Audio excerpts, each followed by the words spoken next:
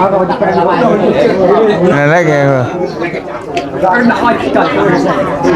ใส่กระจาวันละเจ็ดไปใส่กระจาวันละเจ็ดมันแปลงตะปั้นขาเสื้อก็คือเสื้อมันนี่เลยเนาะมีอย่างมีนี่ยกเย็บมาที่บ้าน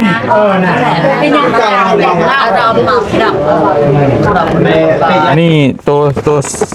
ซาวล้านนี่นะเพิ่นซอยเอาไว้เพื่อนอันนี้เอาไว้ใช้ส่วนตัวก็ได้อันนี้เงินของผู้ใหญ่เพิ่นอยู่ต่างประเทศเด้อพอผู้เก่าผู้ที่ช่วยได้สิบล้านผมขอบใจหลายเด้อพอที่เอ็นดูสงสารน้องบองบอตูนมาสมทบขาเส้นก้อนท่านนี้ก่อนนับเบิ่งโอเคแต่ท่านก็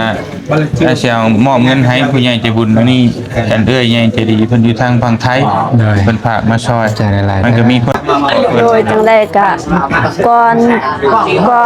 อื่นหมดน้องก็ขอขอบคุณใจทางทีมงานที่เข้ามาหาน้องแล้วก็ขอขอบใจทาง FC แล้วก็ทางผู้ใหญ่นำที่เข้ามาช่วยเหลือน้องตั้งแต่ต้นจนฮอดในปัจจุบันในมื้อนี้ทานแบบว่ายังบ่ได้เป็นสุขกายสุขใจเด้อขอให้สุขภาพแข็งแรงอายุมันคนยืนสิอยากเพื่อทดสอบ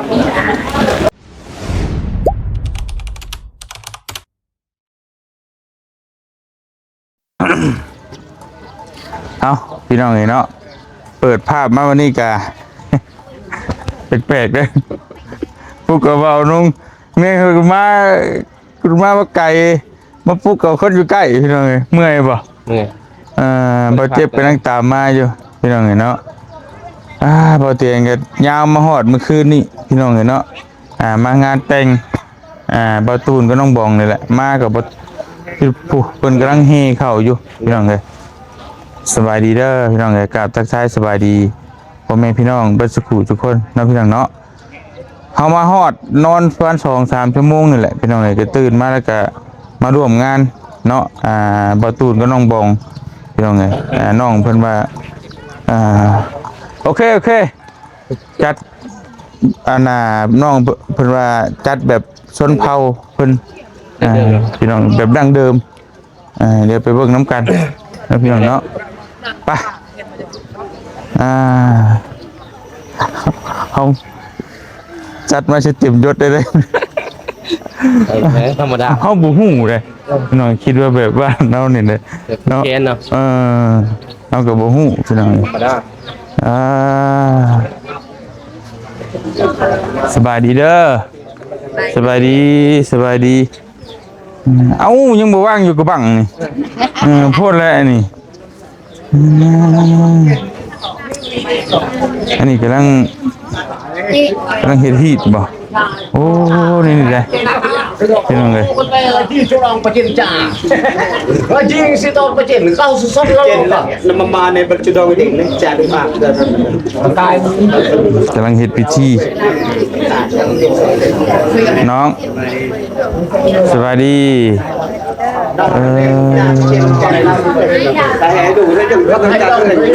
ใช่รอบ่เอ้างานแต่งน้องชายทั้งเถื่อเนาะ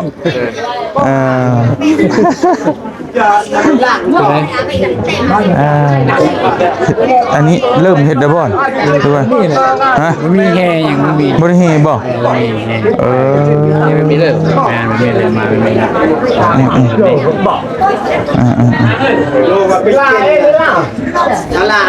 อันหมู่คู่ก็บ่ได้มีคือนั่นเนาะมีอยู่หมู่คู่แบบส่วนในอย่างนะส่วนมากมานั่งจังหน่อยก็มากแล้วจังก็ก็ยังมี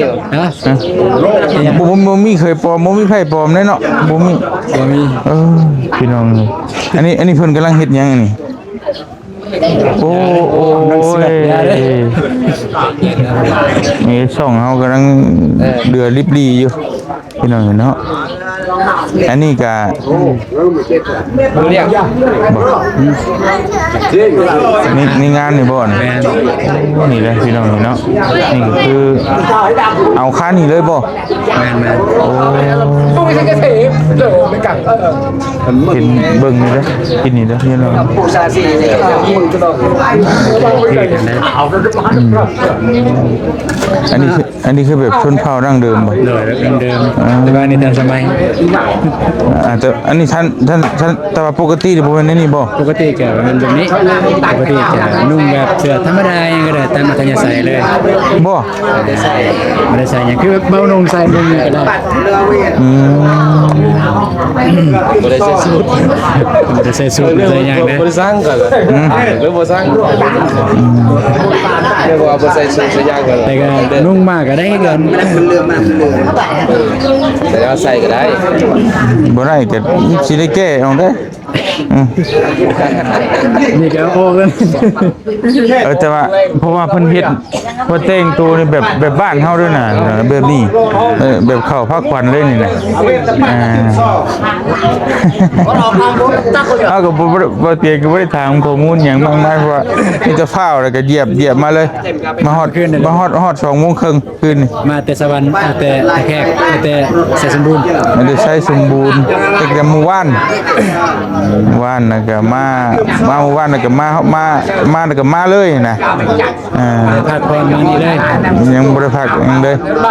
แล้วจังพัก กาสิโทรใส่ได้บันไดเพราะว่าฮู้อยู่อายค่าแล้วบ่กล้าโทร ยากก็ต้องมาอีเลยเว้าคือสัญญาเด้เขาเว้าคือคำเว้าเนาะฮอดมือแต่งก็ต้องมาพี่น้องเอ้ยมีแต่ประมาณนี้แบบเรียบง่ายแฮงเนาะพี่น้องจักเรียบง่ายจักเรียบยากจักเรียบง่ายจักเรียบยาก จุดไหนคือว่าจังซั่น ฮีดหลายจักก็นี่จังซี่เอาถ่ายจักหน่อยพี่น้องเอ้ยเฮาจี้กล้องใกล้บ่ได้เลยพี่น้องเพราะว่าพอเพิ่นสังหารเสือกมันต้องได้เสือกตลอดเนาะเมื่อกี้ก็ไก่เสือกกันตัวรักแรกแต่ช่องนุ่งเฮิมคันที่ยังคิดก็คิดได้ไก่ถ่ายไก่บ่ได้เลือดเพราะมันเซนเซอร์ขึ้นสูงก็ได้นี่เลือดถ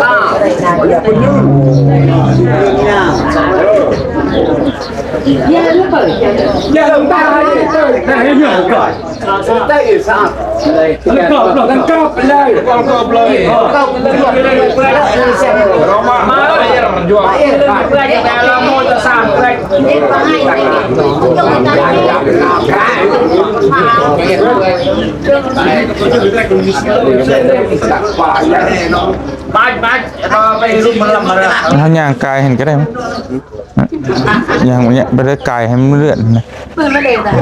แต่งูเห็นขาไก่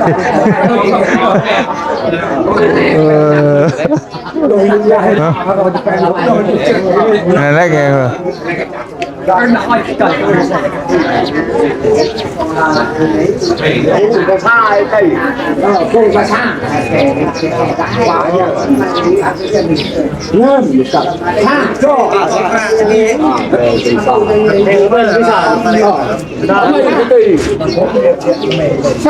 เต็งมวยครบครัวด้วยบ้ามีงเป็นเต่าอะไรเนิ่มจ้างซึ่งได้สบายดีในบ้านโอ้ยเนาะเอาเลยได้เยียบไปนำได้คงไปนำเขาเลยต้องไปน้ำเลยเนาะโอ้ป้าขึ้นน้องขึ้นก่อนแล้วก็ไปเบิ่งพิธี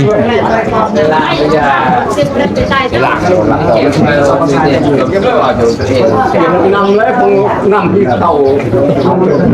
ทรายคนนี่เลยอันนี้คือต้องใช่ อ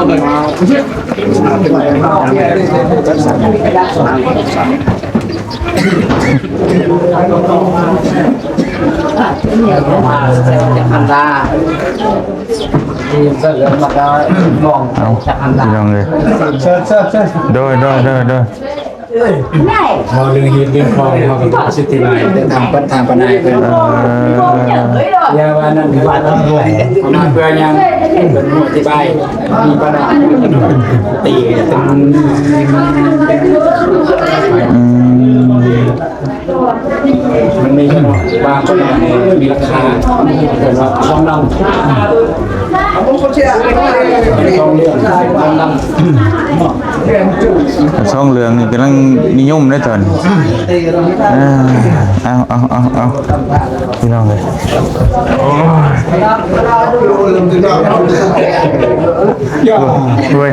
้ยก็ว่าอะไรอารมณ์สลับไปสิตับมาแกล้ง อันนี้คือยัง อะไรมันยังทำปัญหาเนี่ย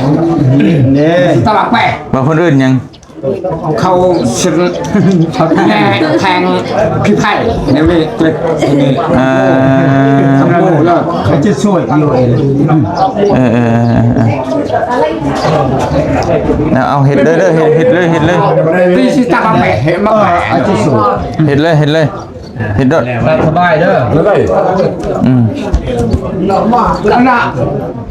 ไอ้นายกูสิตับให้อาแปะได้ให้ลูกมงแจกสิตับแปะโดยอาแปะเพื่อที่สวยที่สวยเพื่อที่การที่อาบักเนาะมันยังไงอามังตาเจ๊ยังดอกบอลจอยังไงบอลตับบ้าไปแจ้งหรือเปล่า อะไรกันอะไรบอกแจ้งว่าอย่าอะไรกันอ่ะ เล่นกันหน้าอ๋อเจ๊บุ๊เป็นหมอเขาแง่ให้เลยพายเลยนะจะให้ยืนต่อเขาจะ ช่วยจะช่วยเอง จะช่วย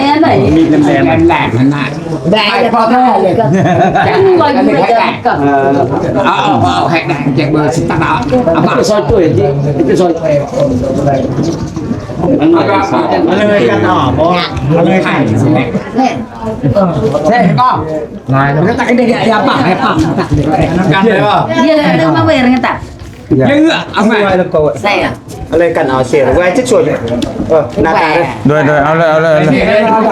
ได้ให้เราเลยเข้าที่ พระจามตักเห็นมันแหงเนี่ย เราเจ้ามือหยิบมือให้เป็นมัน น้ำเกลือมันตลับแปะก็ไปเติมเนี่ยเรายางใส่ Dia makanya. Dia macam ni corak. ช่างเด็กกระดอกมีเด็กโต เนี่ยโต้ก็ประจำยังไงอ่ะ แม่ที่สนทักที่เดียวจะได้ได้จับแปะมันเลยยางได้สร้างมาเป็นเส้นน้ำกันมาบอกทหารบริหารมาถือว่าจองงอแรงไปเอามีดแทงไป มีแทงขี่ไฟ งานเป็นทีนึง กลับไปเบิ่งน้ำกันไปถ่ายเลย เดี๋ยวอ่ะน้องอธิบายนี่ บอกค่อยพูดปันใดกัน บ่จักว่าเอ้า ไป ลงก่อนเลยก็ได้ มันระวังได้บะเมกได้ เด็กเลยจ่ายบอกเลย อันนี้คือ ตัวมูให้พอเท่าแม่เท่า เอาไป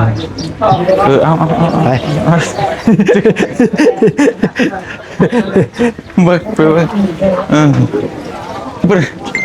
เป็นแท้ทีเพิ่นสิพากันเข้าบ่นอนโตพากันไปจิ้มขี้ไฟพี่น้องไปเบิ่งกัน แทงด้วยไฟ À.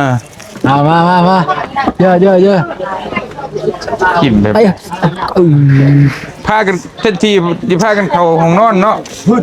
พากันเข้าห้องครัวบัด Châu của mày đi. เอาเห็นได้บัดนี้ Đặt ở bụng. Ở nhà. เอาปานออกก่อน ใช่เอามาแบบแทงด้วยไฟจากมีโคไมยังตัวนี้คือ ใครเป็นคนแทงอ๋อ2คนเลย แนนแทง อ๋อ หลังจากแทงนี่แล้วก็ทางนี้นี่บ่สามารถมาเฮ็ดกินเฮ็ดยากได้อยู่นี่เด้คือน้องบองนี่บ่สามารถมาเฮ็ดกินเฮ็ดยาก Nó cả bên nhà cả bên lần. เอาลังโกเลย เอาเลยเอา เน่ Tập lời hả bệ này. ก็จับน้ำกันเห็นบ่ ก็เกตบาไปแค่ชอบตักยายมังตาเจ็กยังในวัยตั้งอะไรไล่กันไปกันติงเลยมันเลยเจ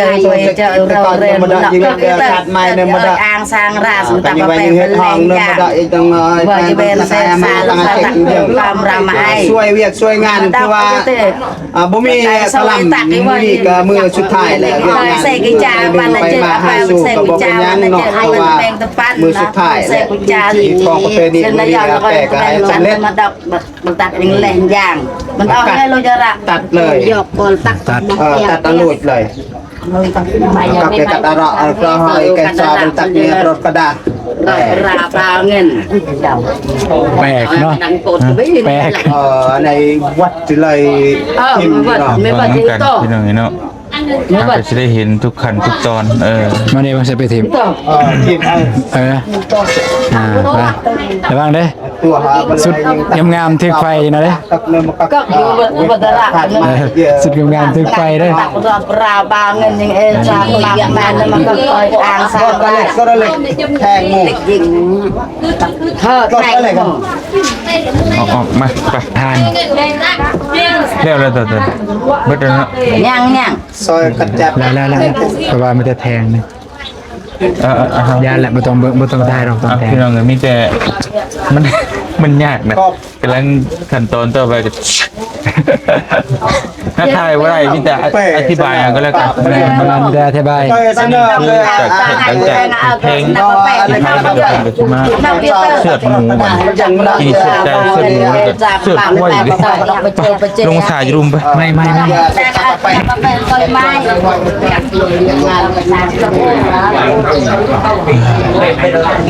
พี่น้องเนาะเอาโอ้บ้าสิลมเอาไรอันเอากระชิทายให้เบิ่งทุกขั้นทุกตอนพี่น้องเลยเพราะว่ามันแปลกแหละเนาะตั้งแต่ว่าบ่เตียงมาบ่ทันพี่น้องเลยพอดีมาเฮานั่นก็เพื่อมาถาบ่นุ่งอีกอาบน้ำนิดนึงแล้วก็เพื่อเข้ามาพอดีเสียดนิดนึงแต่ครั้งแรกบ่เตียงมาทันเลยสิถ่ายเบิ่งตอนตั้งแต่บ่ตูนมาตะเฮือนมันคือแบบพาเมียมาแล้วก็พาเมียเมื่อใช่นะพี่น้องเนาะประมาณนั้นเนาะบ่ได้พามาเลยพามาเราถ่ายทันนึงไม่ได้นี่แล้วก็ขึ้นเทิงแล้วก็ลงมานี่บัดเมื่อคือเมื่อน้ำกันต่อจะนอนในเมื่อต้นมากกันนั่นแหละมันถ้าคือที่ถึงแล้วรูปนึงมันต้องแยกกันอยู่แม่นบ่เจ้าสาวกับฮอดเจ้าสิอยู่น้ำกันแต่ฮอดมืองานจะต้องมันอยู่เพื่อนเจ้าทั้งเจ้าบ่าวนี่เฮไปนะอันนั้นกับเขาเห็นดูแหละทั้งไทยทั้งลาวก็แบบเดียวกันแต่แบบนี้คือไปน้ำกันมากแล้วกันอันนี้แบบไปมาน้ำกันเลยก็คักอีกแบบนึงไม่ต้องเลย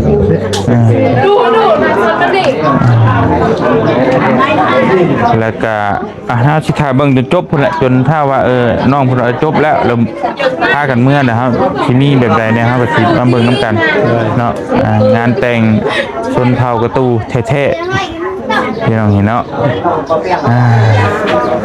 ยิงยาวมาจากใช้สมบูรณ์เกือบ900 ลักจะได้ไปเลยกะนั่นอยู่น้องเลยกะถือว่าจะชิวาได้ไรเนาะกะผลิตจังว่าไอ้ขึ้นไปนี่เมนเพิ่นเจอแล้วเจอเรียบร้อยแล้วนะ5 คนแต่ว่ายังอีก2หายเลยป่ะแต่ว่าก็บ่ท่านได้ว่าหายจนเท่าคนว่าเพิ่นแล้วเฮาก็บ่อยากว่าไปก่อนเนาะแต่ถ้าฟังจากคำยืนยันจากทางกู้ภัยเพิ่นว่าโอ้มันบ่พบแล้วจังว่ากันแต่เพิ่นว่ายังค้นหาอยู่นั่นแหละแต่ถ้าเบิ่งน้ำกันแต่จังว่ากันตัวนั้นพี่น้องเนาะมันยาวนะตามที่เว้าแล้วก็มันหลายอย่างหลายแนวมันยาวเพราะมันยังคิดตามติดกันอีกยาวหลายช่องหลายข่าวอยู่เอาไปลงพี่น้องเลยเราจะถาเบิ่งน้ำกันเราจะมาเบิ่งวิธีดั้งเดิมเนาะตั้งแต่จุดเริ่มต้น พี่น้องเลยตั้งแต่เจอบ่ตูนแล้วก็มาเจอน้องบองจนคือมื้อนี้แหละมื้อจบบริบูรณ์แล้วพี่น้องเลยเนาะที่ว่าเฮา FC เฮานำตามกันมากะแต่ว่ามื้อนี้ที่ว่าเป็นมื้องานแต่งนี่ก็โอ้ถือว่าสมบูรณ์แบบบัดแต่ก่อนยังว่ายังข้างคาแต่งานแต่งเนาะ สมบูรณ์แบบในแบบของเฮา แม่นสมบูรณ์แบบของเฮาของน้องของคือกันนั่นแหละคือผู้ใหญ่เพิ่นก็บ่ได้คิดเรียดว่าสิเฮ็ดแบบใดแม่นบ่ล่ะโอ้ยขึ้นแบบงานแต่งยังเป็นแบบนี้นะ ก็บ่ว่าพี่น้องแต่ว่าก็ดีอีกอย่างเพราะว่าเฮาสิได้ถ่ายเห็นว่างานแต่งแบบชนเผ่ากระตูแท้ๆนี่เป็นแบบใดมันเป็นแบบนี้แต่ว่ากระแต่งแบบล่าลมก็คือล่าลมน่ะเฮเคยมาเข้าผ้าขวัญแล้วก็สูดขวัญย่อๆๆๆแล้วก็ส่งตัวเขาขึ้นหอกระจบอันนั้นก็ฮู้บ่ล่ะก็บ่ได้มีหยังแต่ว่านี่ก็มีหลายขั้นหลายตอนแต่ว่าเฮานี่ถ่ายคลิปบ่ได้พี่น้องเพราะว่าแต่ละขั้นแต่ละตอนนี่มันมีแต่เสือดกับเสือดตัวตั้งขั้นตอนเล่าลุ่มผัดนี่ลักๆนี้ช่องย่างน่ะตอนเฮเคยมากอะเอาเงินยืนตอนประตูเข้าฮะเนาะยืนแล้วก็ก๊อกกินเบียร์เหล้าเบียร์และตอนหับก๊อกไปประมาณนั้นพี่น้องเลยได้ถ่าเบิ่งน้ำกันเนาะทางนั้นต่อไปไปไปเลยละไปเจ้าสาวโอ้เบิ่งเจ้าสาวเลยตูนเลยอันนี้ก็เพิ่นขาดเสื้อก็คือเสื้อมื้อนี้เลยพี่น้องเนาะอันนี้ก็คือแบบคือชนเผ่าเพิ่นต้องแบบนี้ต้องมีควายเสื้อแล้วก็ต้องเสื้อเฉพาะตอนงานมาเริ่มเท่านั้นเนาะถ้าว่าคือบ้านเฮานี่ต้องคือบ้านบ่เตียงก็แม่นอยู่เตียงอยู่ครัวกินแต่เพิ่นต้องเฮ็ดถ่าตั้งแต่เมื่อคืนนี่แต่นี่บ่นี่ยังแต่ว่าขั้นตอนตัวนี้เฮาก็ถ่ายบ่ได้พี่น้องเนาะยังถ่ายบ่ได้ก็ต้องหลายขั้นตอนนะที่ว่าเฮาถ่ายบ่ได้แต่ว่าเฮาได้ลงมาได้ร่วมงานในมื้อนี้แล้วก็สิถ่ายให้พี่ให้น้องเบิ่งเบิดทุกขั้นทุกตอนแต่ว่าบางช่วงบางตอนเฮาก็ถ่ายบ่ได้คือขั้นตอนเสื้อซัดนั่นแหละเนาะไปพี่น้องเลยก็ขึ้นเครื่องพุ่นอันนี้ก็เ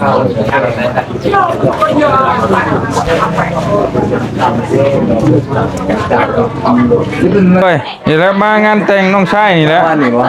แม่นมาฮอดประมาณ2 โมงคืนนี่บ่เลยจ้ะแจ๊ะมาเลยเราบ่ได้ไปส่งด้วยมาเบิ่งขั้นตอนนี้พี่น้องเอ้ยบ้านนั่นนั่งถ้าเบิ่งน้ำกันนี่แหละ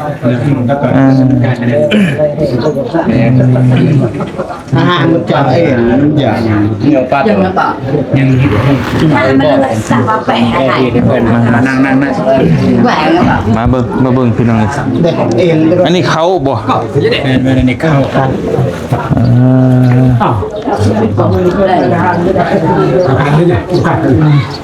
นี่ปนายมาเมื่อนั้นเนาะปนาย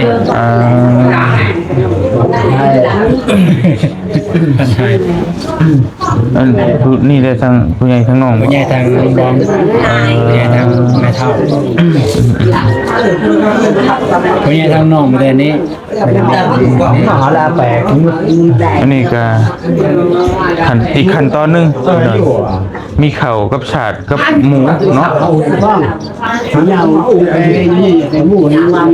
ไรบ่ฮู้นะจักแม่นยังได้มันก็ได้ฮู้กันใช่กันนั่นเลยนี่ใหญ่มาเด้อ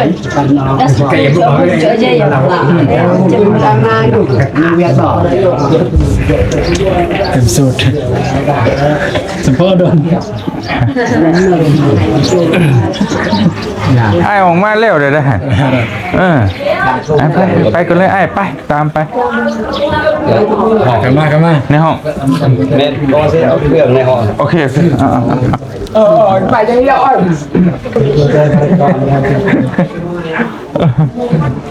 ท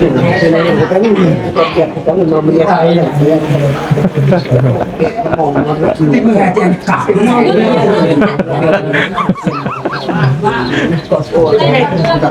โอ้ที่กัน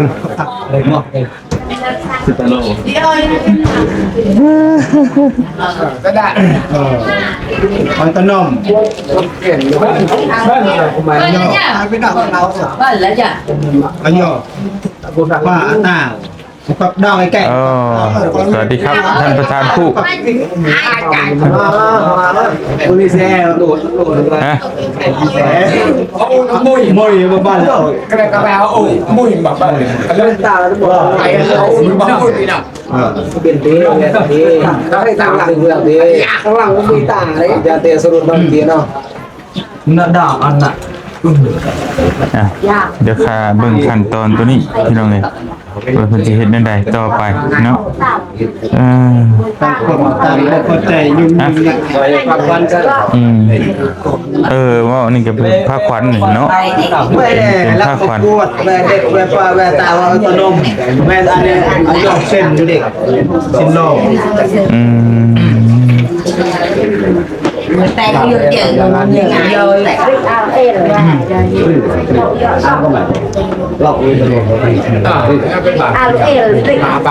ยังมาถือตังค์ใช่ มัน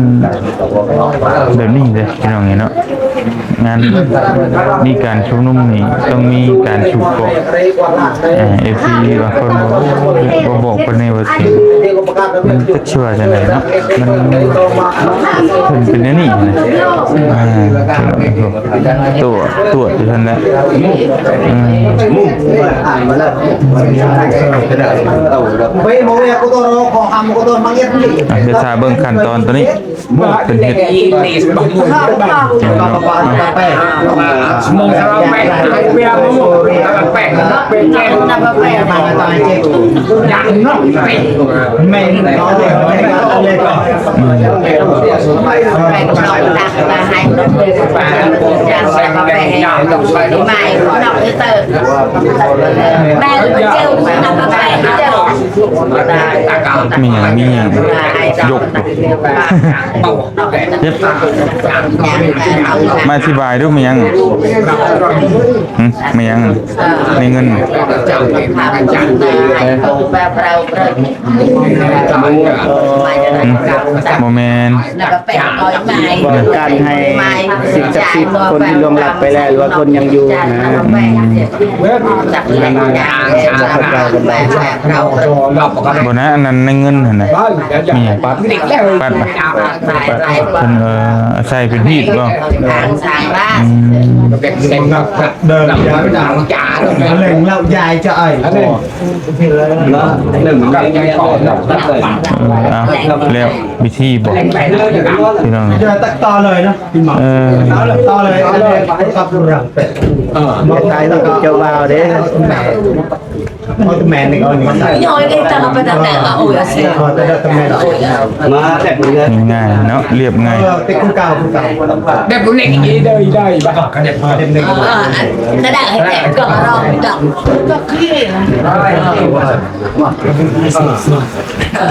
ในแปะตักเลยตักเลยตักเลยนะ มันเป็นประเด็น คนไหนเลยเพราะยืมนะมัน โอ้โหห่วยยืมใส่กันก็ได้ ตักเลยนะ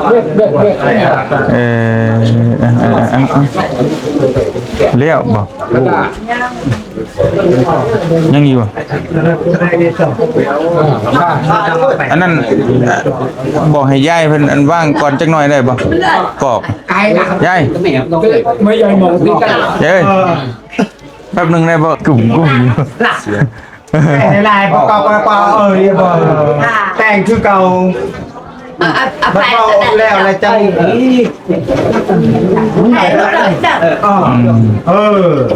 คือเก่าคือเก่า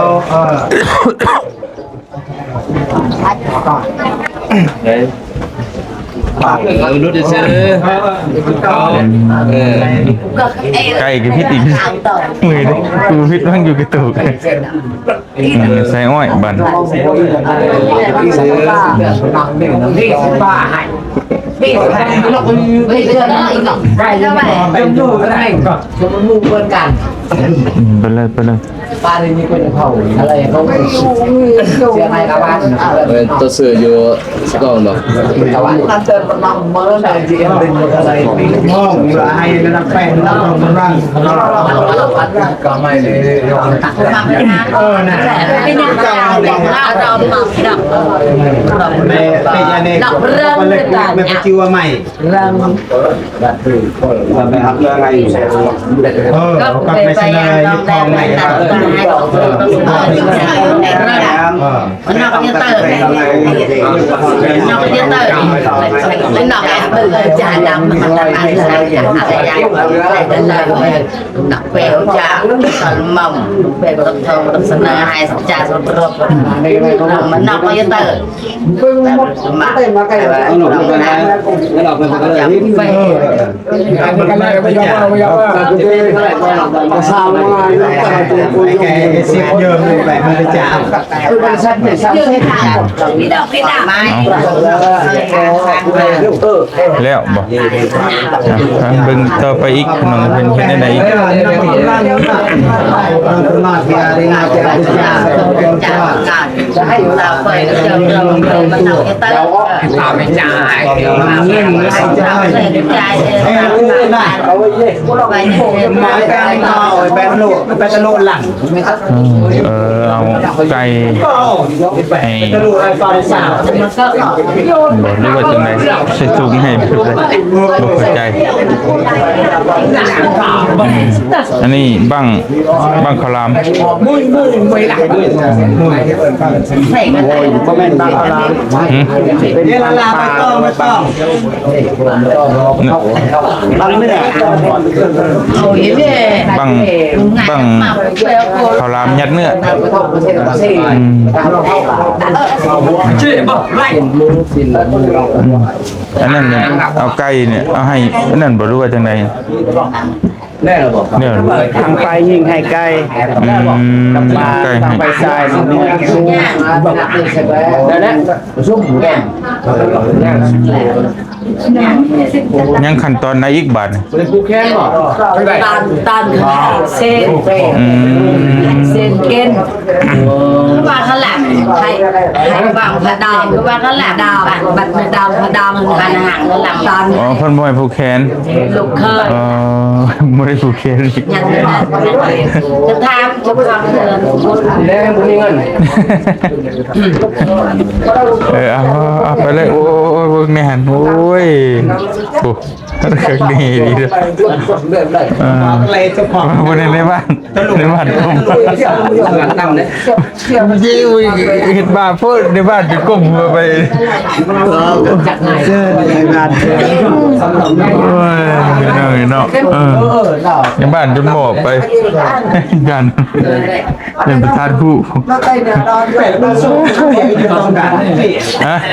ขโมยไป อันไหนก่อนเนาะบ่โอ้ชาวมานี่เข้าพิธีแบบน้ำคืนนั่นก็เป็นพระขวัญนะเนาะคล้ายๆเนาะ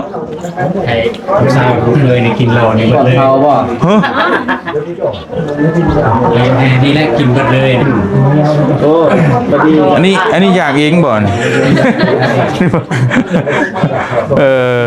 เรื่องไงเอาแต่เบิ่งขั้นตอนสำคัญ แก่ไม่ เนาะ ละหมอปนหนักแบบเพราะว่าอะไร ตั้งเจ๊อะไรแม่นะเจ้ามันก็ห้าวหวานแปล แปรตะลุแปร แปลเด็กยังไม่ต้องไปดัง แม่ยืนหลังอีเมย์เนี่ยแม่ยืนหลังตลกกับตาสามตัก ไม่หลังต่อ อเมริกันสามตลก จะไม่ต้องไปยันไม่เอาไปยังไง ก็อเมริกันสาม เต้นอะไรไปเลยล่ะ แปด เขายังเขาเลย แล้วก็ mỡ tay về nó biển mỡ tay cái เอ้าผูกคอแล้วก็โอ้ย tiệm sổ mà nó cái nhạc เด็กอะไร โอ้ยจิ้มเอวเลยอันนี้เป็นพาตัวที่เป็นลามปลาฮะ สิว่า ปลามาลามยัดที่นี่นะยัดใส่ แววสิวเป็นเด็กเป็นเด็กรู้ปาก ใช่ไปตั้งเข้าไว้ đọc nó mới càng quẻ quẻ พาพิษบ่ เดี๋ยวบ้าเวลาไม่ไปดูกับกระเช็ดนี่ได้ bà bà đây sẽ ao mang tay này bà Cái bà lá làm gìต้องเอาใกล้เนาะ mang tay đấy nhân bố mì mà chắc đi tè bà กาแฟแล้วเองก็จะเหล็กแล้ว โอ้ปลากับบ่ได้ไก่นะ bà bà จะต้องขึ้นเซอร์ cái đấy เพราะเลยกัน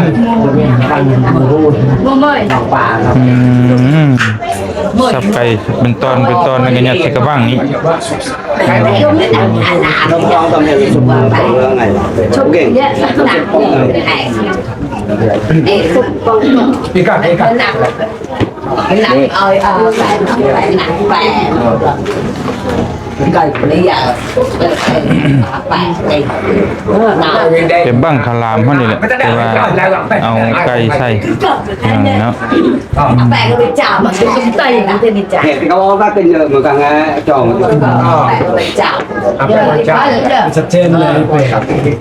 ไม่จะเป็นยังไงก็ข้างในไปเกิด ai là anh mình ta đi nhạc tôi sinh như cái tên này rất vui tao bị chảo đây cơm chùa đây là phải cơm tạ tăng cá chảy tao chạy cái chảo là ai là chảo bây giờ cho anh đi chảo lao lôi bia xuống là tè pè tơ lô đi งอไปอยู่ตะลุวงอไปอยู่ตา tao bè bè xào chảo tao จำใส่ใบตองห่อเนาะช่างเห็ด chảo đây đây anh này em chọn đâyนั่นสบายđây là hai người vài chục เราแบกจังไหน ngọc với chảo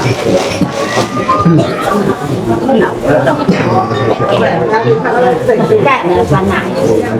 họ cho cơ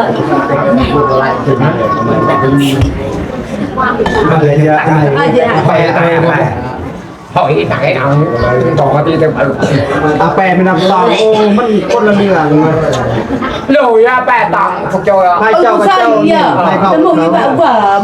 gặp ở đâu mà đang này để ngọc mà hãy tao lại luồngแบบเงียบปอนให้ลูกสาวลูกเขยนะเพื่อความมักความ แม่ก็ได้จ่อไม่ได้แค่เลยตักแต่ไปตลอด mẹ đỏ đi đào cái mẹ ơi làm đi đâu เราก็ต้องเป็นแบบตายบางตาเจ็บไว้เจ็บใจได้ป่วยเพราะว่ามันจะมีหักมือแข้งนะ đi con đi sao đâu ปัจจัยที่นำซ้ำหน้าเขาจะเป็นสุขความเจ็บใจความไตบ่อยมีอายุยืนยาวเป็นเอกสัตว์ kẻ bà จ่ายเลย ยาวก็เป็นดีเป็นกิน kẻ mà chịu mà đang này rộng bà mình ngồi คือสิ สิแปรเลยโอ้ยสิแปร อันนี้ขั้นตอน ทางนี้ให้ทางเคยทางนี้ แล้วเนาะ เดี๋ยวว่า คล้าย เพิ่น ๆก็ผูกแขนนั่นแหละ chả nói lời ให้ดูดีมีแห้ง ở mẹ là ทำไม พอแล้ว งินเบียร์กับไก่ให้พี่น้องเนาะ mẹ ta ทั้งเจ้าสาว อาจารย์บอกว่า ทั้งพ่อแม่เจ้าสาวเอาเงินเบียร์กับไก่เอาให้ thôi hay bà hay สำหรับป้อนไก่ป้อนไก่เจ้าบ่าวเจ้าสาว มาอะไรยังไง เออ nhau bố mẹ ngoài ai đang แซ่บแต่ตื่นไว้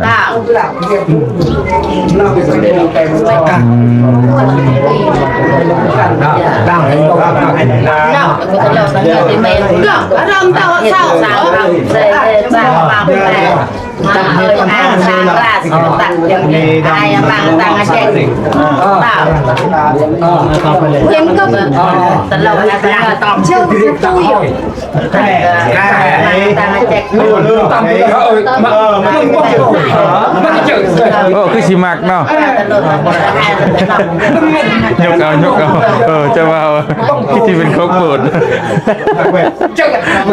ก็มีโอกาส mà đườngอย่าก็แปลตังในแกเนี่ยอะไรก่อน rồi đây mày tủa mày ơi rồi bẩn nhở bẩn pha ขอบใจแกพ่อ pha lại không cái này พ่อดำเนี่ย quẹ lời bẩn หมายก้อนอ่อนใส่ rồi đi rồiมา เช้าต่อมา làm ra mà ai เด็กยิน อันนี้บัดนี้ใครทั้งเจ้าบ่าวเอาให้เจ้าสาวบัด mà phải ท่านนี้ยินเบียร์ให้ท่านนั้นเอาน้ำส้มน้ำแฟนต้าให้เนาะห่อยังน่ะขนมมุกบ่ชิ้นหมูเพื่อน สิ้นใจอะไร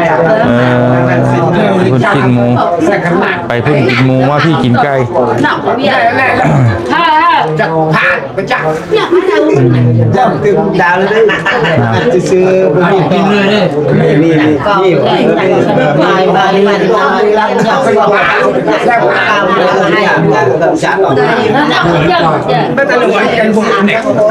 นี่คือขั้นตอนแบบเขา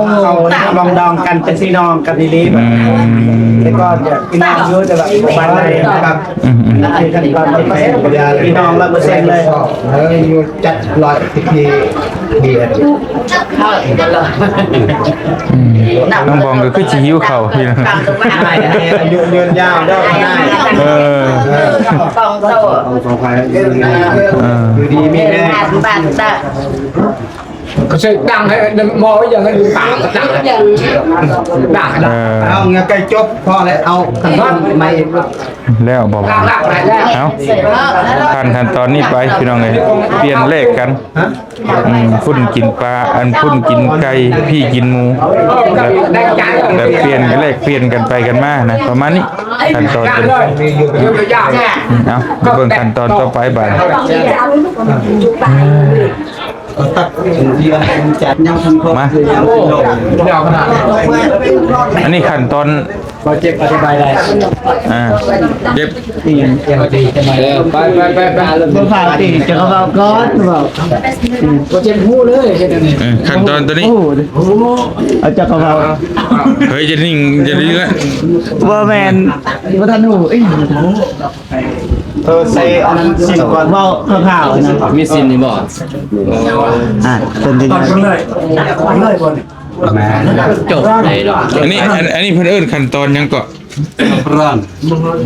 เรื่อง ปรึง là cho mình nhàng บ่ฮู้นะภาษาลาว มันฮอดบ่มีนะ càiแต่ก็มีนะ เ แนวแนว อ๋อโอเค ตอนแบบแนวแนวให้ซ้อมคนให้หักกันเดียวนะ กันแบบนิรันดร์การนะประมาณนั้น ให้ฮักกันนิรันดร นานประมาณ ยังนิรันดร์การ คือนะ ฮักแบบอมตะเลย ฮัก นะ กันมา ให้งามคือกูอ่อยไปเทิมเลย ประมาณนี้เนาะบัตรเงินนั่นได้ซะเงินนั่นเด้ เงินกัน กระดองบ่ เงินนี่ให้ไผเอ้าเงินน่ะมันนิสาดน่ะ โอ้ตัวนี้มันคาดองตัวนี้ให้เพิ่นเป็นคาดอง อ๋อ แล้วเขาตัวอีกเดือน10 ล้านเมื่อวานนี้ อ๋อ ให้เพิ่นแล้วนอกนำตะพวกจุกได้ มันนี่คารองก็จบแล้ว เพราะว่าอย่างนี้คาดอง40 ล้านแต่30 ล้านให้แล้วยัง10 ล้านนี่คือตัวนี้ อ๋อก็คือจบมื้อนี้เลยคารองก็เป็นพ่อเลยบัดนี้เนาะ ยัง10 ล้าน ยัง10ล้านยังอีก10ล้าน นี่ไม่เท่ายัง10 ล้าน เอาว่าเฉพาะมันบอกมันรวมแล้วเงินจุก เป็นพิธีซื้อแต่กินของเขาอยู่แล้วอันนี้นะ ก็จะได้หลายใช่ป่ะ แต่ว่าอันตัวข้างอัน10 ล้านนั่นเขาเอามาให้มื้อใดก็ได้แม่นบ่ ไม่ได้ต้องมีการจับ อ๋อโอเคโอเค ก่อนก็ได้ใช่ก็มากราการสังเกตได้คนบ้าเนาะ อะไรคำว่าเป็นให้มันของคำมันสัญญา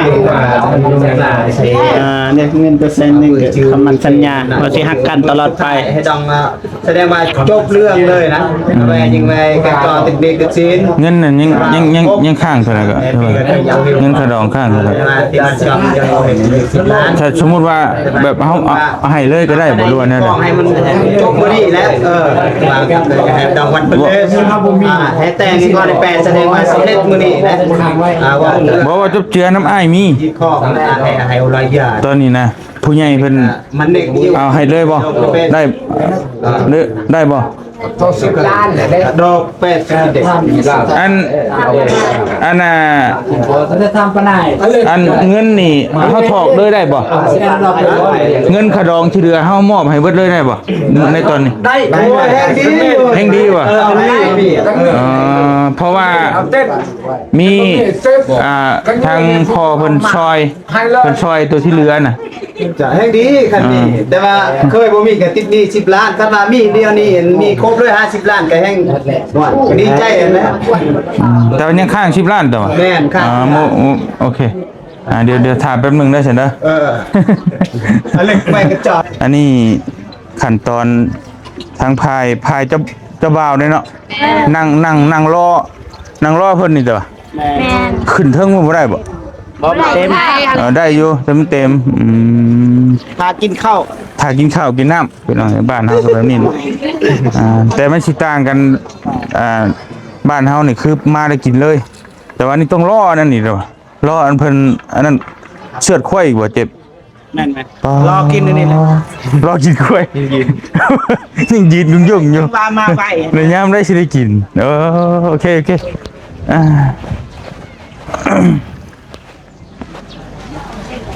เอาเดี๋ยวอันน่ะบ่เตียงพี่น้องเนาะมาเอาเงินก่อนพอดีผู้ใหญ่เพิ่นฝากเงินมาให้ตั้งแต่ดนๆนั่นแหละพี่น้องเนาะเพิ่นว่าอยากซอยค่าดองบ่ตูนพอดีบ่เตียงถามน้องเพิ่นเมื่อกี้นี่ว่ายังขาดอยู่10 ล้าน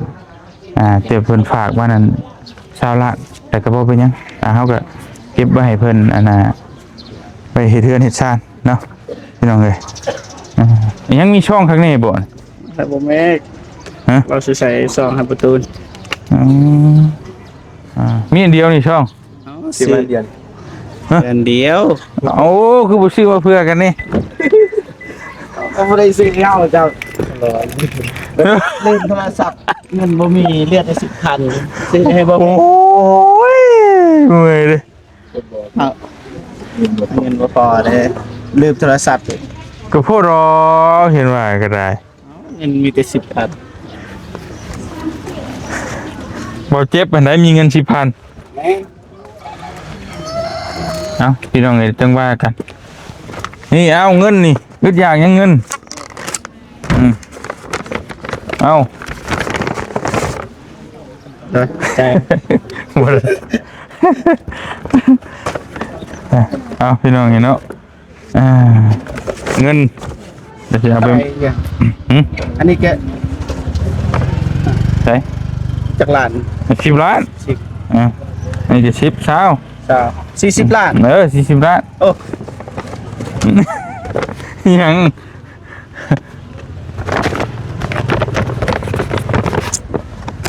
อันนี้เดี๋ยวเฮาสิเอาไปมอบให้เพิ่นอีกต่างหากพี่น้องเนาะอันนี้ตัว20 ล้านนี่นะเพิ่นซอยค่าเฮือนพี่น้องค่าเฮือนแต่ว่าตัวนี้เนี่ยเพิ่นซอยค่าดองพอดีได้ช่วงได้ยามเฮาก็สิมอบให้เพิ่นเลยพี่น้องเนาะ เก็บไว้ก่อนนะ เก็บไว้ก่อนเดี๋ยวอันนี้เฮาสิไปมอบให้เพิ่นอยู่เฮือนเป็น เป็นที่ละขันที่ละตอนนะเพราะว่านี่เพิ่นว่าไว้ให้มอบให้สร้างเฮ็ดเฮือนเนาะพี่น้องไปแป๊บนึงเด้อแป๊บนึงเด้อ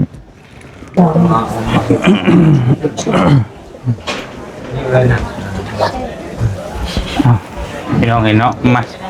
แบบนี้ก็เบิดแล้วตัวนี้ก็จบบ่จบแล้วเนาะอ๋อขั้นตอนสุดท้ายแล้วพี่น้องเลยเนาะวันนี้ก็มีแต่ว่าทางบ่เตียงเสียเอาเงินให้มอบเงินให้ทางบ่ตูน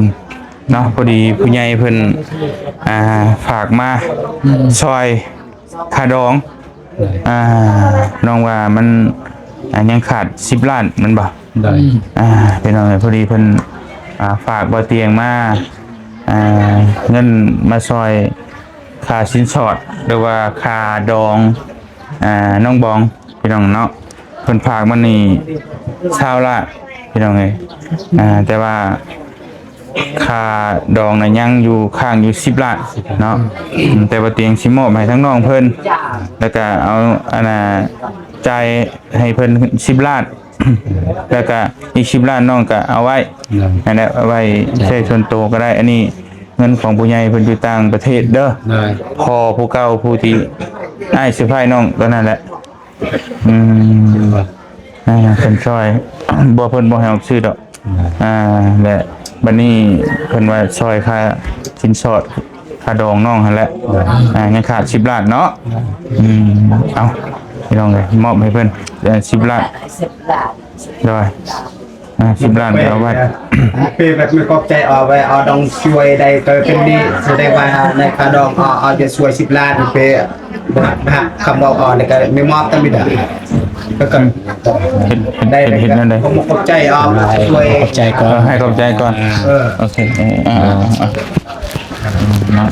เพราะว่าเอาบทสวยได้10 ล้านผมขอบใจหลายเด้อพอที่เอ็นดูสงสารน้องบองบอตูนมาสมทบค่าสินสอดจำนวนเงิน20 ล้านกีบตอนนี้ก็มาฮอดจับถึงมาเด้อจังได๋ก็ขอบใจพอหลายๆแล้วก็ขออวยใส่พรให้พ่อจงมีแต่สุขภาพแข็งแรงอายุมั่นคนยืนปรารถนาสิ่งใดขอได้สิ่งนั้นเด้อพอเด้อสาธุเอาปิดจ็อบน้องนี่เนาะให้มันจบให้มันงามพอดีเลยเนาะให้บ่มีหยังข้างค่าบ่ได้ติดหนี้บ่ได้ติดหนี้ติดสินงามเลยมื้อนี้ได้นี่แถมยังมีเงินไว้ซื้อเพิ่นให้ลูกอีก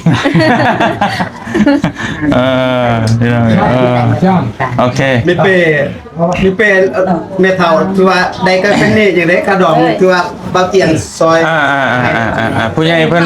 เบิ่งเด้อเบิ่งเด้อเบิ่งเด้เบิ่งน้ำกันเด้อได้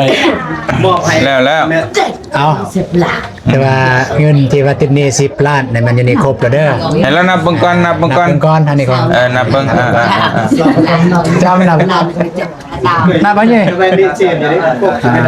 แต่ว่าเลือบเลยนะมันเซนับ10 เนี่ยให้ก็ได้แล้ว10 เนี่ยไม่ฮอดบ่10 เนี่ย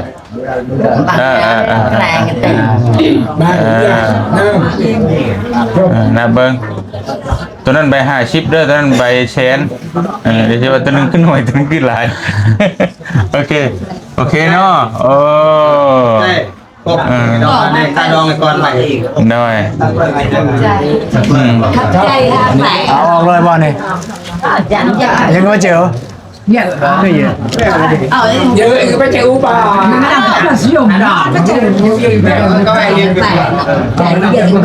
อันคำนี้เดี๋ยวจะจบเลยบ่เอาค่าแก้วดูไม่ได้แปะรายสุดที่10 ล้านนะครับ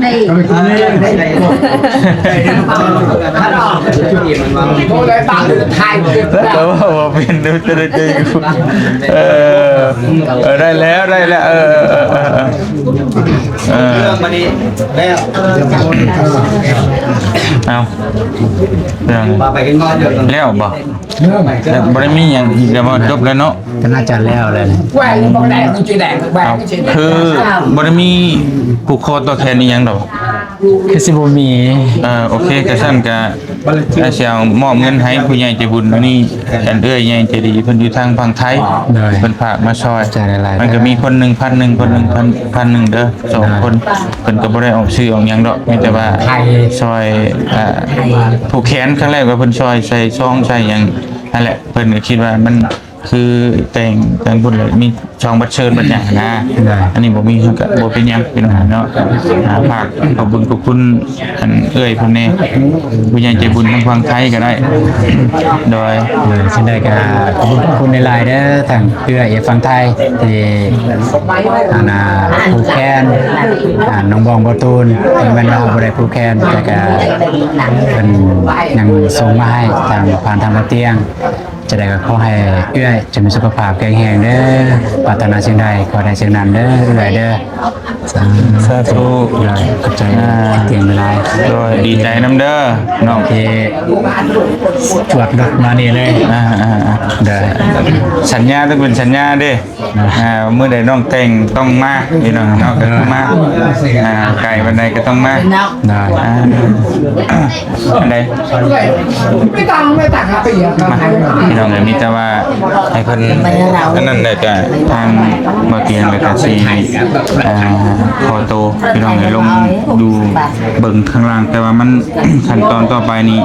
มันเบิ่งบ่ได้เนาะแต่ว่าวิธีเฮาก็สำเร็จเสร็จสิ้นเป็นที่เรียบร้อยพี่น้องก็ยังบ่เรียบร้อยดอกก็ยังอยู่มันย่อมมันเยี่ยมอยู่แต่ว่านี่คือ คำเชื่อว่าบ้านเฮากับขั้นตอนใบชีชูควันเนาะตอนที่นั่นแหละเป็นผูกคอตัวแขนเป็นแล้วตอนนั้นแต่ว่าคือพี่เพิ่นชีลงไปเชือดงัวเชือดควายอีกแล้วแต่ประมาณนั้นแหละก็แล้วแต่บางเพื่อนบางนั่นก็มีชัดชาว่าสิ่งบ่คือกันนะแต่ทั้งเบิดทั้งมวลได้ก็ย่าเนาะแต่ว่ามาฮอดมื้อนี้แหละก็ให้แกดีมุกดีใจที่ว่าทั้งน้อง2คนเด้อที่ได้เป็นฟังเป็นพาเนาะได้ฮอดมื้อใบชีชูควันก็ฮอดมื้อแต่งดองถือว่าสิ่งที่ทุกคนรอคอยก็มาฮอดแล้วได้ก็ดีใจนำได้ก็บ่มีหยังและบ่ได้ผูกคอต่อแขนก็มีแต่อวยพรให้ทั้งน้องจงมีสุขภาพแข็งแรงให้ฮักกันดนๆเนาะให้มีความฮักความแพงกันนับมือนับลายขึ้นบ่ให้ลดลอยถอยลงถึงว่าสิมีหยังความลำบากลำบนนั่นก็อดทนเอากันเด้อให้ฮักกันจนเฒ่าจนโลคนเด้อน้องเด้อทั้ง2คนเด้อดีใจนำน้องมาฮอดมื้อนี้ก็ทั้งน้องเพิ่นก็เป็นฟังเป็นพาแล้วเนาะเอาก็มีแต่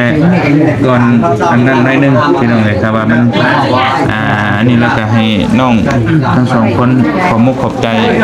สาเหตุมาทั้งหน่อยเพิ่นเฮ็ดพิธีโน่นนี่นั่นอีกขอมุกขอบใจขอบคุณผู้ใหญ่เพิ่นนั่นแล้วนะเพื่อที่ได้มาแต่งดองมาอยู่นำกันมื้อนี้ก็ถ้าบ่มี FC เฮาบ่มีผู้ใหญ่เพิ่นก็คือสิบ่ได้เห็นภาพแบบนี้นะจะช่วยทุกสิ่งทุกอย่างเนาะพอเรื่องน้องนะก็คนอื่นก็บอตูนและการน้องบองก็ขอขอบคุณใจผู้ใหญ่ใจบุญและก็ FC เบิดทุกคนตั้งแต่ที่ติดตาม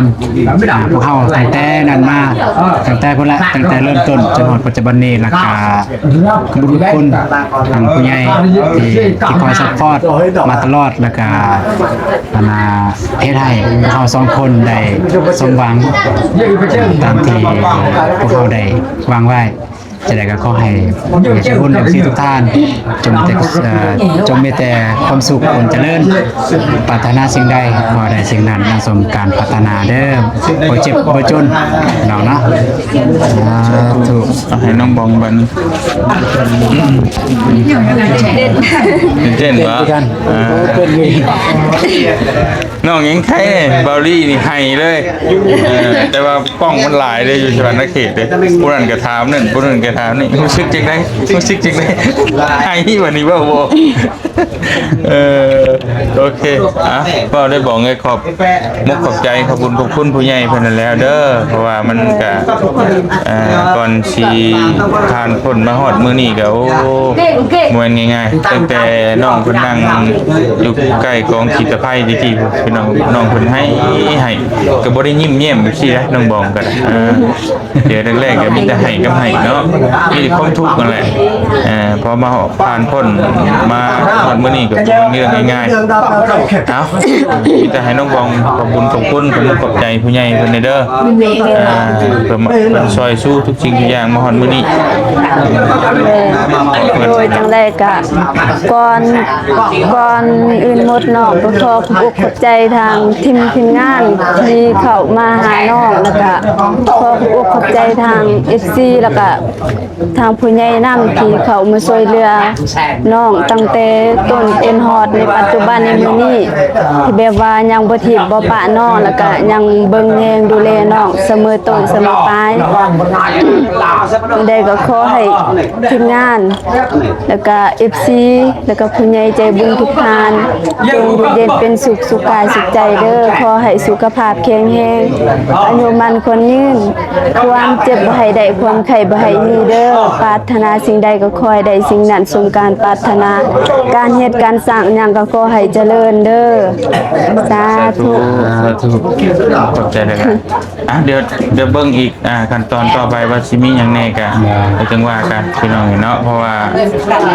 เฮาก็ยังบ่ฮู้นะบอกไปก่อนบ่ได้เนาะเพราะว่าขั้นตอนต่อไป กันติดตามเบิ่งในหนึ่งวันนี้มีแน่แต่ว่ามันก็สิมีเรื่อยๆบ่หรือว่ามีการเฮ็ดนี่บัดมื้อน่าจะโอเคถ้าเฮ็ดแล้วเวียกแล้วกันน่าจะการกินการยากินเจนบอกลงน้อยโอเคเดี๋ยวติดตามชมขั้นตอนต่อไปเนาะมีแต่นั้นแล้วดีใจนำเด้อน้องเด้อโอ้พี่น้องเลยฮอดมื้อนี้รู้สึกได้ถามก่อนว่าที่บ่ถามได้พี่น้องเนาะในณตอนนี้เป็นเจ้าบ่าวเด้อรู้สึกดีใจบ่มีคำสิบอกนะดีใจตอนแรกๆก็บ่ได้คิดว่าตัวเองสิมีเมียก็นึกแต่ว่าบ่ได้มีหยังคิดหนักกับเรื่องนี้แหละที่เฮาเคยบอกกับไปเตียงว่าเฮายังบ่พร้อมคำว่าบ่พร้อมนะเฮายังบ่มีเงินไขนี่แหละแต่บัดนี้ก็ที่เฮาพร้อมก็พร้อมย้อนมีผู้ใหญ่ใจบุญและ FC เพิ่นมาซัพพอร์ตเฮาเฮ็ดให้เฮาได้รู้สึกว่าเฮาได้เกินว่าเต็มในจุดนั้นในจุดที่เฮารู้สึกว่าเฮาบ่มีสิ่งที่เฮาบกพร่องเนาะแม่นสิ่งที่เฮาบกพร่องคือเฮามีตอนนี้ก็พร้อมแล้วนะเฮาก็มีความมั่นใจขึ้นแม่นแบบนั้นนะถ้าว่าความรู้สึกแบบก็รู้สึกดีใจโอเคใจเนาะต้องบอกดิก็รู้สึกดีใจเหมือนกันมันปุ๊บโอ้ยมันบ่ได้แหละเราให้ไปเบิ่งเขาแทงค่อยมูจะเบิ่งหมดเลยโอเคเอาน้องบองก็คิดอยู่ว่าวันที่ไว้บัดนี้ตั้งแต่ท่านบ่าวเข้ามาเล็กๆมาปุ๊บปั๊บคิดว่าสิได้สร้างครอบสร้างครัวไว้บัดนี้นะตั้งแต่ที่ทีมงานเขามาก็น้องก็บ่ได้คิดว่าสิได้มาพอไอ้ตูนเพิ่นแล้วก็บ่ได้คิดว่าสิได้มาอยู่นำกันจนฮอดในปัจจุบันนี้เราความรู้สึกให้ฟังดูหน่อยนึงหลังจากมื้อนั้นฮอดมื้อนี้รู้สึกจังได๋มื้อนั้นก็ทางน้องก็บ่ได้มีหยังความรู้สึกมันก็แตกต่างกันแล้วก็มีความทุกข์ในใจนำแน่มันนี่แต่ก่อนบ่ในณตอนนี้เด้ตอนนี้ก็มีความสุขแล้วแต่สิ่งที่ดาวนั่นก็ ก็เลิกอันเช้าคิดแล้วมันบ่ โดย ในหน้าตอนนี้กับตอนนั้นน่ะต่างกันหลายบ่ ตามกันลายเติม หลายเด้อนั่นแหละก็สิ่งที่เพิ่นมาเติมเต็มให้กันย้อนผู้ใหญ่เนาะ โดย แล้วถ้าบ่มีผู้ใหญ่เพิ่นก็คือบ่มีเพื่อนนั่งในมื้อนี้ก็บ่มี เลย อีหยังหลายๆอย่างนั่นแหละ อันนี้คุณยายหมดเลย อันนี้ก็สุดผู้ใหญ่ นั่นแหละนั่นแหละนั่นแหละบ่กระบุญเฮ็ดจังไดก็บ่ลืมบุญคุณเพิ่นเด้อนั่นแหละถ้าบ่มีเพิ่นก็บ่มีเฮามีแต่ทางอ้ายก็บ่มีหยังคือว่าและเนาะก็มีแต่ดีใจนำ มาเห็นหน้าก็ดีใจแล้ว โดย จริงก็เป็นอายว่ามาน้องก็ไม่ได้ว่าอย่างแต่ว่าเข้าใจงานไปปฏิบัติภารกิจอยู่หัน โดย อยู่หันก็เป็นชีวิตคืออะไรเป็นชีวิตคนอยู่นี่ถึงแม้ว่าจะบ่มาแต่เราก็ยังไปน้ำกันได้กันได้ แต่ว่าทุกคนถ้าพลาดคือแบบครอบครัวคือแบบ แม่น เสียไปเลยนะ นั่นแหละเพราะว่าทั้งอยู่พุ่นก็คือเฮามันก็เว้านั่นเฮาก็เพิ่นก็แม่นอยู่ที่ว่าเพิ่นชีวิตคนก็คือทางราชทางการนี่เพิ่นช่วยหลายเต็มที่แล้วแม่นบ่ล่ะเนาะแล้วก็ทางเฮาก็คือเฮ็ดหน้าที่เฮาก็คือว่าเกือบสมบูรณ์แบบละคือเฮาเอาเครื่องเอาของไปมอบให้เพิ่นบ่ได้เป็นเบื้องหลังให้เพิ่นกินเพิ่นอยากได้เรียบร้อยนะแต่เฮาก็กลับลงมาเดินมางานแต่งประตูน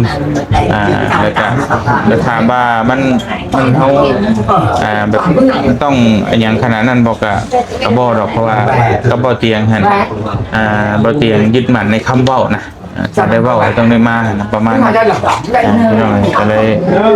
ก็บ่อยากให้คิดลายเด้อเพราะว่าที่ว่าได้ก็บ่ได้ฉะนั้นก็ปิดจบเรียบร้อยแล้วก็คืออยากมาถ้าพอทางนี้ก็คือความรู้สึกน้องเพิ่นนะความรู้สึกทางจิตใจเนาะถึงบ่เตียงบ่มาก็น้องเพิ่นน่ะบ่ได้เครียดบ่ได้สร้างดอกบ่ยังบ่เตียงดอกบ่เตียงก็คือบ่เตียงบ่ว่ายากก็น้องเพิ่นอาจจะเข้าใจเพิ่นเข้าใจอยู่แล้วแต่ว่าเฮายึดมั่นในคำเว้าเฮาได้เว้าต้องได้มาอย่างน้อยก็คืออันนี้ก็คือน้องเพิ่นนี่คือครั้งเดียวในชีวิตนะแม่นบ่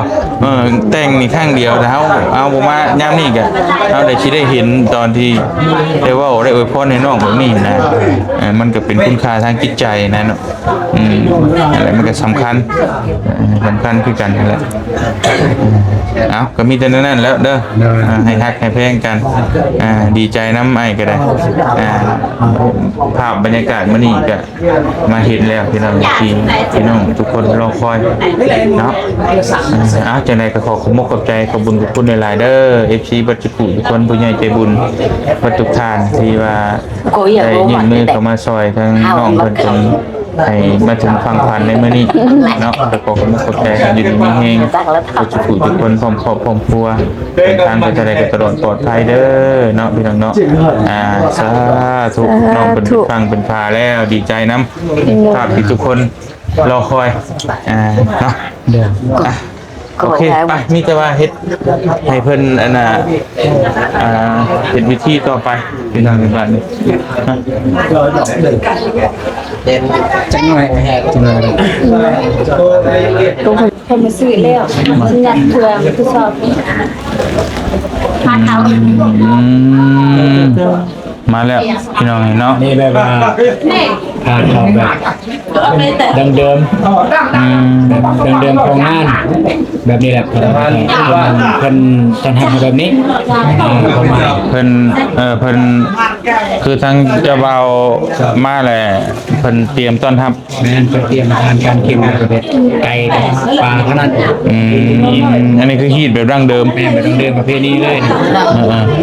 คือยกมาให้นี่กินมาให้แต่เจ้าทั้งเจ้าเบาเจ้าสาวหรือว่าเค้กมานี่ลิกยกบ่ได้เค้กที่มานำเจ้าบ่าวก็คือทีมงานของสิเดี๋ยวนี้โอเคจะจมอันนี้คือขั้นตอนที่ว่าตอนแรกๆเลยนะขั้นตอนแรกกินข้าวกินน้ำนะ พี่น้องเนาะมีแต่ว่าแล้วก็มีกักต่อไปอีกเนาะมีข้าวนี่แล้วก็มีปลาไปอีกมันบ่ได้จบง่ายๆเลยพี่น้องเนาะหีบลายดิใช่ ลายหลังจากแล้วนี่ก็จะแม่นบ่ฮู้สิเอิ้นภาษาลาวเพิ่นว่าจังได๋ตีปลาน้องนะตีเอาตีน้องพร้อม ตีข้องนะ ตีคองแล้วก็ล่ำ โอ้มีลำพ่อตีนี่อยู่ใช้อยู่ลุ่มบ่อยู่ นี่เลยก็ล่ำเราเจ็บในหูล่ำอยู่ล่ำในล่ำเอาพี่ไฟเจ้าสาวก็ล่ำไฟเจ้าไฟลูกเคยก็ล่ำนั่นเนาะ เจ้าบ่าวคือยิ้มย่อมนะครับบ่มีหยังให้นะ ยอมแน่ลำยอมมานะ ลำย่อม ซอยนี่จ้ะ ประมาณนั้น เอาพี่น้องเลยเด้อ กัน ถ่ายเบิ่งนกกันนะจังหน่อยมีแต่ว่านี่ขั้นตอนกินข้าวกินน้ำยกข้าวพาน้ำพี่น้องเลยแต่บ้านเฮานี่ก็ ตาเราต่อยหัด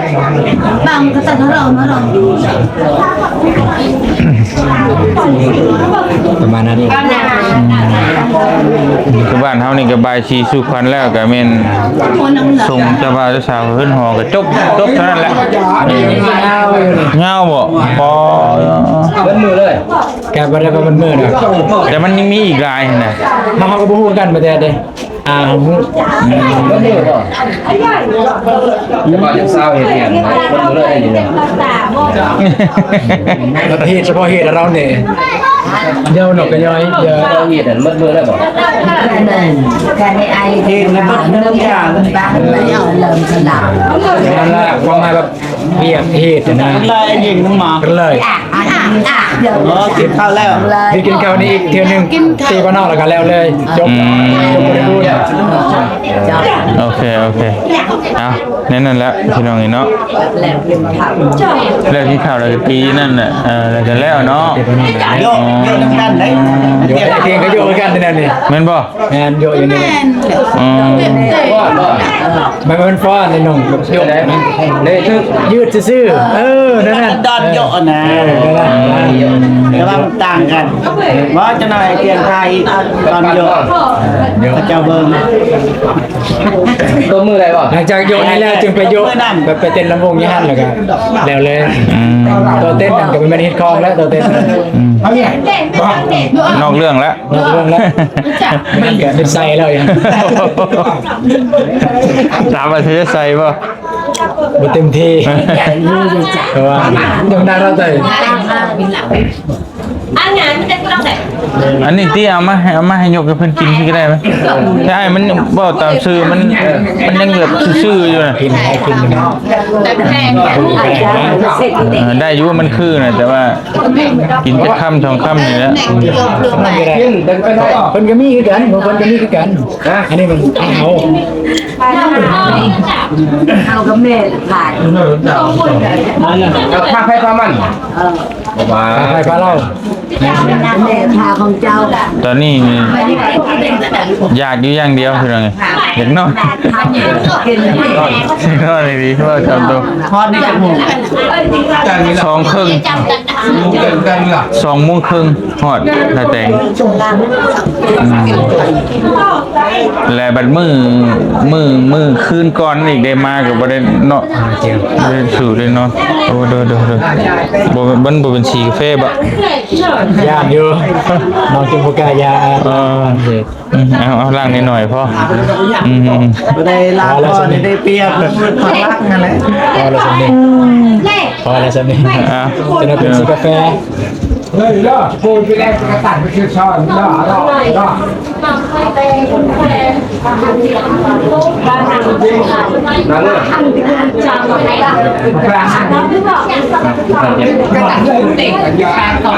ลืมบ่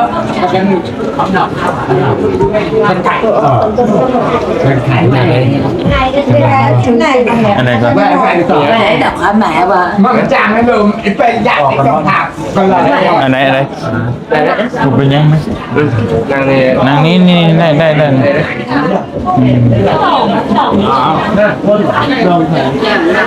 บ่ ซีมือเมื่อยเดี๋ยวเลยสบาย เป็นอะไร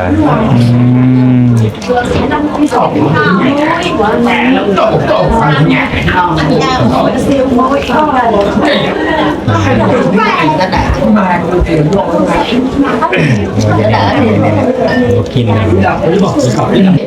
ทั้งหวานทั้งหยังงดบ่เซฟที่สุดนะบ่เตียงหูสภาพดีนะถ้ากินหวานตื่มแล้วบ่ได้แห้งนอกเลยแหละ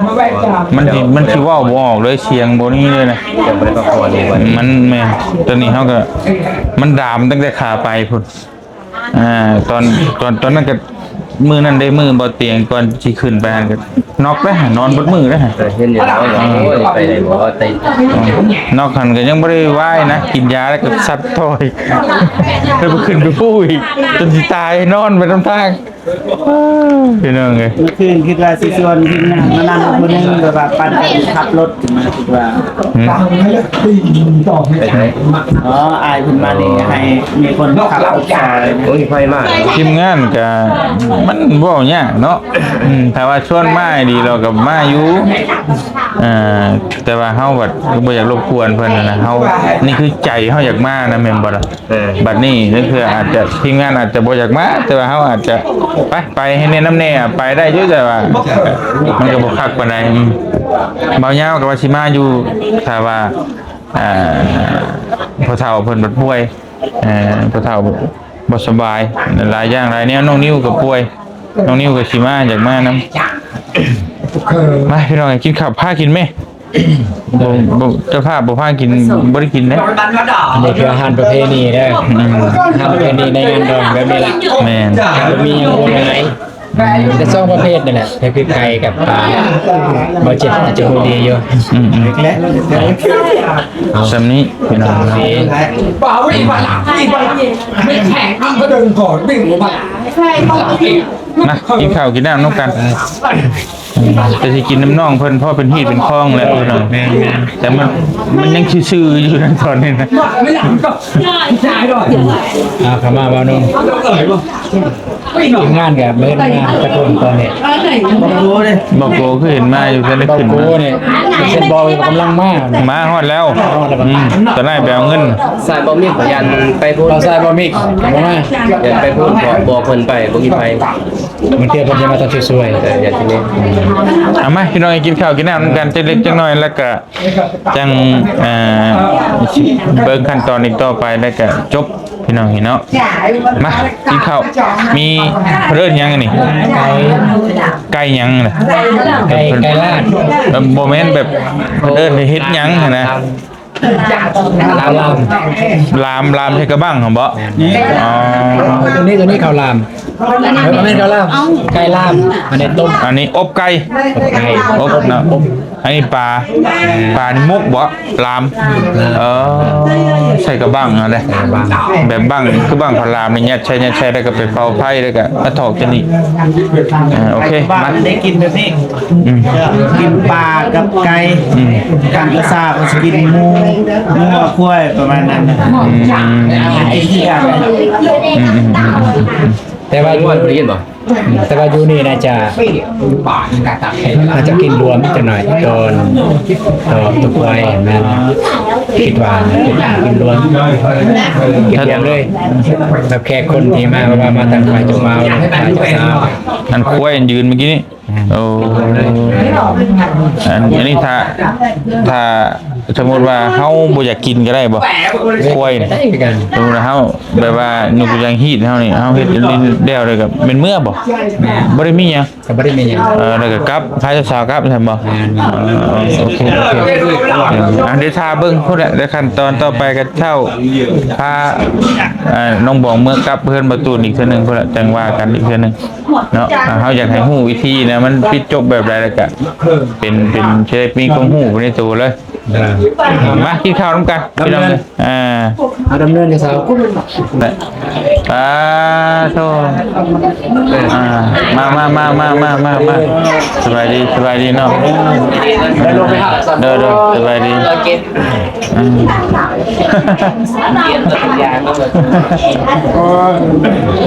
เอาแล้ววันนี้ ว้าวน้องเดิมก็มาโดยนี่นะ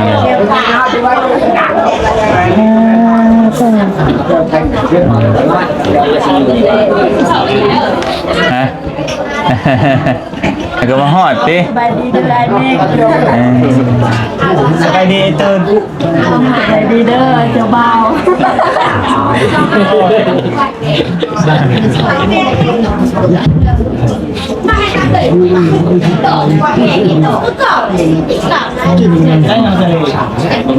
บ่มาบ่ ดีไปมาบ่พัวไปแล้วเรียวพัวไปแล้วสลี เรียกคนนั้น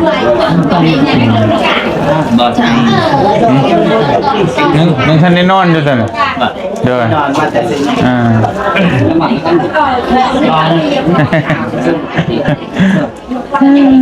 นังหัวเว้ยไม่ตื่น คือว่ายาวๆตื่น มา โดนมาโดนเศร้า